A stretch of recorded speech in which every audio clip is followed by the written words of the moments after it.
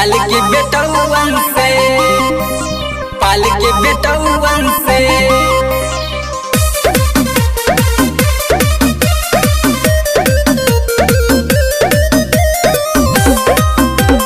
पाल के बेटौवन से, पाल के बेटौवन से। आवे जब गौआ में बांध के पगड़ी, अरे बाबा बांध के पगड़ी। आवे जब गौआ में बांध के पगड़ी, दूध ना पे लागे पौवन से।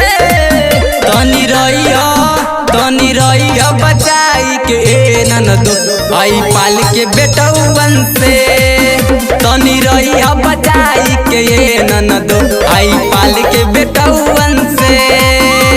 अरे बच के रहिया पालन से।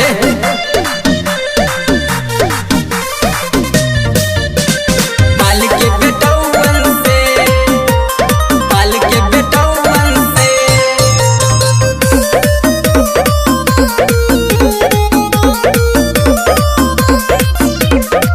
चलेलू गोरी जब घरवा से बहरी, मारे बंगोला हिलोरा हो। नस नस बैठा दी है पालजी, धके जबरी कोरा हो। अरे लोगों बड़ा मन बड़ू हो, बच रहिया।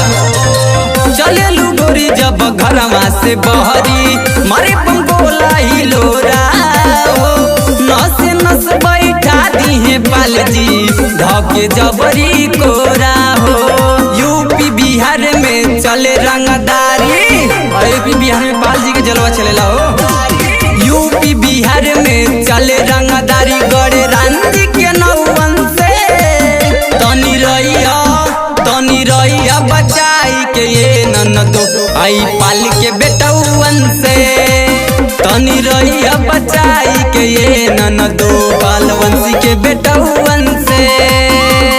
पाल के बेटौवन से, पाल के बेटौवन से।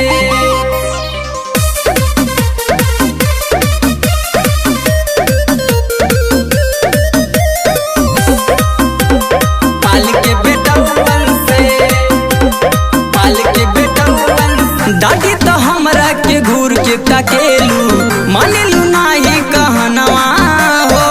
आलोक मनोज साहब संदीप, दे दिए गोदी में ललनवा हो।